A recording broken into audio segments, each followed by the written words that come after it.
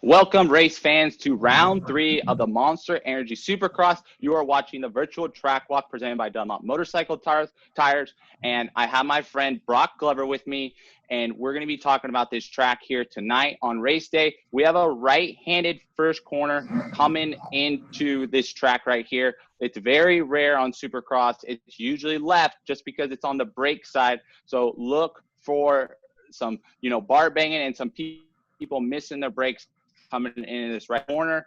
But if you guys miss round 2, you guys need to go back and watch it some other day. But tonight, it is round 3 of Supercross. Well, we certainly talked about Brock? the first corner. The first corner played it played into a lot on the round 2 last Tuesday night. There were a lot of crashes, incidents that happened in the first corner. And hopefully this will not be the same as that, and we'll be able to get through the first corner safely. Yeah, no, absolutely. A lot of first corner drama on round 2, and we're coming into our first rhythm section right out of the start. It is going to be, 5 singles into a tall 5-footer, and then a single right after that one coming in as ball corner. But coming back to round 2, a lot of drama went down in round 2. We had Austin Faulkner and RJ Hampshire crash in a bull corner aggressive pass, lost valuable points. And as well, the 450 main event, we had 3 people go down in the top 3 in the main event. Our heart goes out to Chase Sexton. Hopefully he'll be, coming back to us soon. He's going to miss tonight on round 3 of Houston. But Zach Osborne was looking good, and Adam Cincerillo was looking really good until they made costly mistakes in Tuesday's race, and Eli Tomac coming out with a win. It'd be interesting to see if, we have a repeat winner coming in the 2021 season here tonight.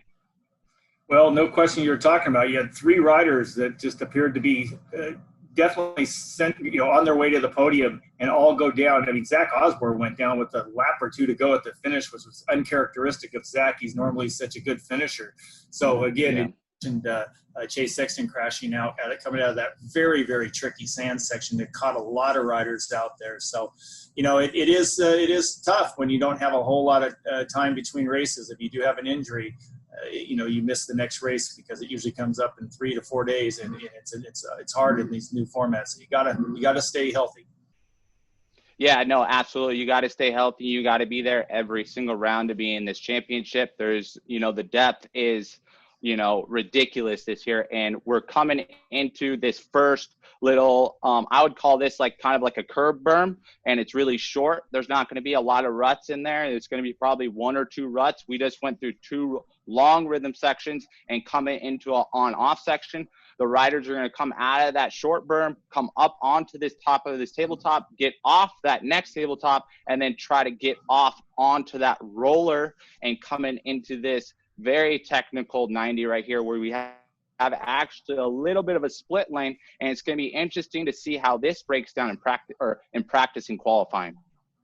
I agree with you. You're starting to build tracks now, so you're on the other side of that dozer once in a while, and like you mentioned, this is curb berm. You see these; they almost look a little bit skate parkish almost to me when I look at them. So it's going to be fun to watch how they play out throughout the evening, and then see how they affect the racing. But you have the knob on the inside here, so you throw a different rhythm coming into somebody from the outside that might carry a little more exit speed and might be able to pop off a good 3 jumps right here. So it's going to be this track looks tricky to me.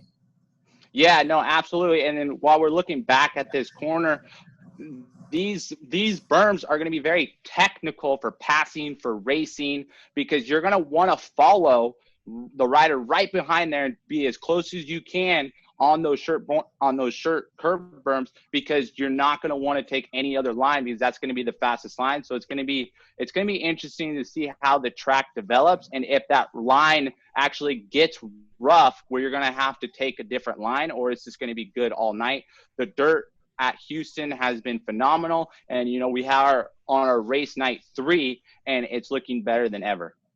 Yeah, and here you come out of that section, like you mentioned, there's an inside knob that you might take a different rhythm, but if you come up alongside, you can just get inside of somebody, pop the triple, maybe drift over in the air a little bit, and then you enter this next section. It's going to be, boy, man, you're going to have some sand flying. You got stuff going everywhere. I think the riders are going to have a little easier time considering it's a left-hander as opposed to the right-hander we saw on Tuesday night.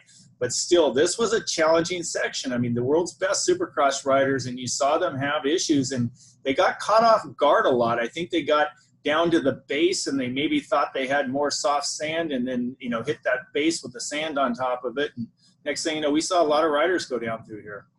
Yeah, no, exactly. And just like you said, the base, so this base is that tacky, you know, Houston dirt, what this sand is laid on top of.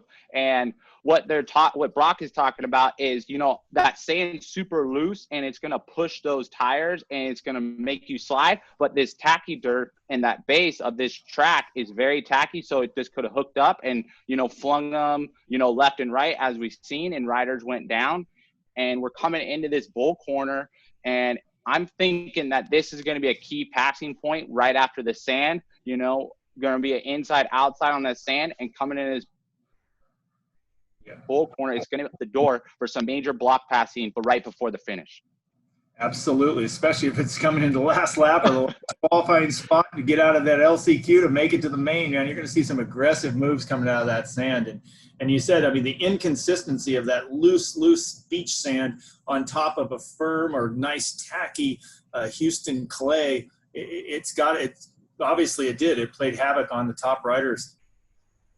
Yeah, no, absolutely. And we're coming into I'm saying the most important section on this track. We just went over the off-camber roller right after the finish. So obstacle that we don't usually see in Supercross, into this long whoop section at Houston round 3.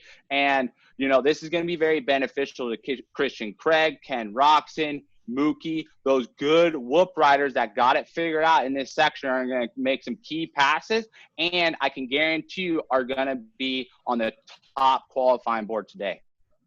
Yes, I mean, that, you know, in round 1 we saw a wall jump right before the whoops, kind of lost a little momentum. You had to gain it back. So those you know, highly skilled and exceptional whoop riders were not able to take advantage of what they had in their arsenal there. But this one, we got a lot of room to run. So I think you're going to see, you know, Malcolm Stewart, and like you mentioned, the Christian Craig, and even the Ken Roczen start salivating, knowing that they've got a little extra skill or speed to go through those whoops.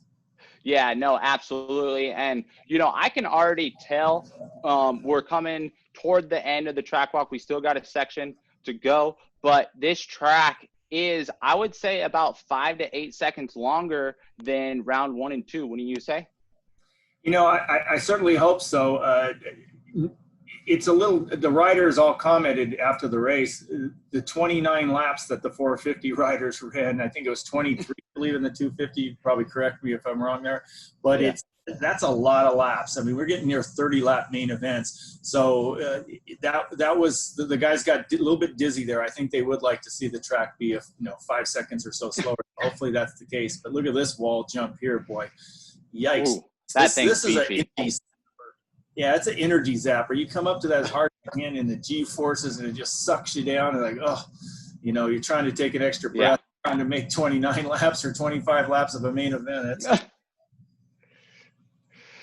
Yeah, no, absolutely. That's going to be a gnarly section to come. You know, luckily you have a breath after the whoops, and coming down that long straightaway and coming into this wall jump that we're looking at right now, we possibly may be seeing somebody double in and then triple into that start corner.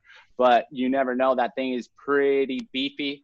And, you know, that's coming to a close on our round 3 Monster Energy Supercross virtual track walk presented by Dunlop Motorcycle Tires. Make sure you guys catch us next week. And again, watch qualifying 2 p.m. Eastern, Race Day Live. Make sure you guys don't miss it. I'll see you guys next week.